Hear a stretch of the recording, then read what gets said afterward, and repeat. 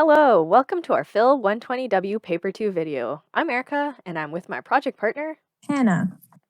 and this is... Moral permissibility and the Titanic, or a more specific scenario involving the Titanic based off the 1997 film. So what does any of that mean? Let's go back to the movie. The scenario is going to be slightly different, but the general gist and the urgency still stands. So instead of a dingy door frame, you're with Jack and Rose on a small emergency boat with 3 other survivors. You, being the observant person you are, look down and notice something important. The boat can only carry 5 people at maximum. You are now all in danger as the boat shows signs it cannot support the current weight. To lighten the boat, you must push off one person. So, you shove Jack into the cold water. Jack and Rose have their moment, and you revel in the fact that you have saved everyone, except for Jack, who immediately catches hypothermia. So, is this morally permissible? Well, Jack was happy to sacrifice himself for Rose in the movie, right? I mean, yeah, kinda, but think about it. In this scenario, he had an equal chance of getting kicked off as anyone else. We just decided to kick him off specifically, and it wasn't his choice. If anything, he's cursing us since he could have spent the rest of his life with Rose if we went instead. So, are you saying the action was impermissible? I mean, what should we have done instead? Yeah, think about it. We could have jumped in ourselves. Our actions are pretty selfish then. You can't just go about sacrificing people for the greater good. We were just subjecting everyone on the boat to our own principles on what we assumed was good, like some kind of vigilante. But why would we, or the person in the scenario, need to sacrifice themselves? I need some evidence on if the action was truly illegal. I mean, after all, it saved a lot more people than it killed. Rather than a vigilante, would that not be more akin to a hero? I can see where you're coming from. See, I feel like it's valid to say that intuitively, the action was morally permissible, since it just seems better to save more lives than to do nothing. But I still think that assumption is fishy. It doesn't have a solid grounding. You're right. Then how about we run our scenario through some actual established moral principles then? So how about think about the doctrine of double effect. According to this principle, sometimes an action is permitted to cause some harm if the overall consequence is a good one. It goes in line with what I was saying. But that's without actually tapping into it. The double effect portion of the doctrine of double effect refers to the 2 characteristics that result from one's actions. These are described as the intended and the foreseen.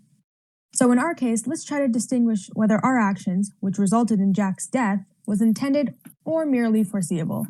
An important part of this doctrine, and to make this distinction between foreseen versus intended, one must characterize 2 opposing effects, the obliquely intended and the directly intended. Obliquely intended is defined as something that you do not directly intend, but you can foresee will very likely happen. What this means is that rather than someone doing an action where the outcome was purposefully and deliberately intended, the outcome was merely foreseen very likely to happen, not specifically intended. So, for example, if I ask you to plug in my old beat-up charger and you happen to get electrocuted because it finally got old enough that the wires were kind of, exposed, would you being electrocuted count as oblique intent? Exactly. And just in case, never ask me to plug in anything. Got it.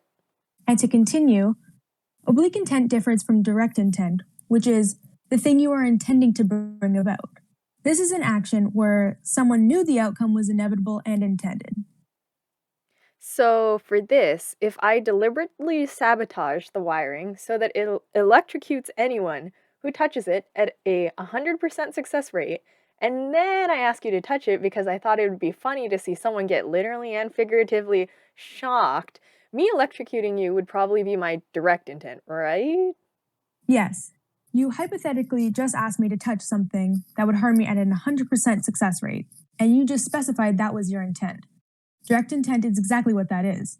Also, seriously, stop it with this out-of-line weird hypotheticals, please. Okay, fine. Let's go back to the Titanic example then. In this case, the agent messed up. Since the direct intent was to save a majority of people by shoving someone off, and this shove resulted in the harm of Jack, the pushing action is impermissible according to the doctrine of double effect.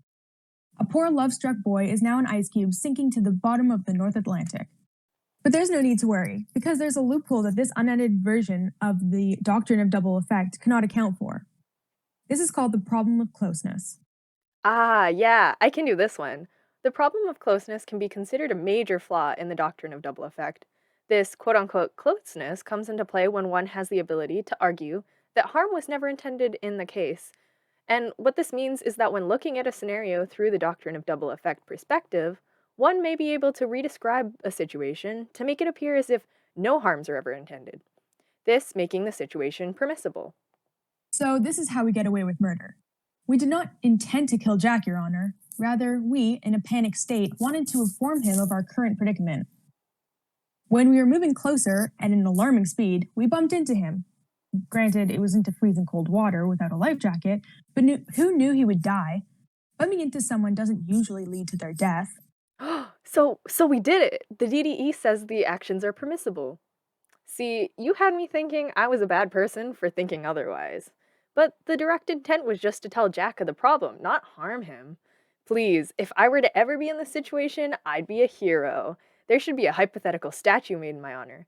And where is my imaginary Nobel Peace Prize? Whoa, not so fast. I do agree that the doctrine of double effect has this flaw, so I don't think it's appropriate that we'll find an answer here. Because sincerely, we don't know what's in the mind of the agent in the scenario. Even if we're hypothesizing what we would do personally in the scenario, we would be in survival mode. Who knows what we'd truly be thinking? So none of this works. But thankfully, the doctrine of double effect is only one of the many philosophical views out there. So let's take a look at another, shall we? Here, read this article on Thompson, and you report back to me if you still agree pushing someone off an emergency boat is just. Okay, One eternity later.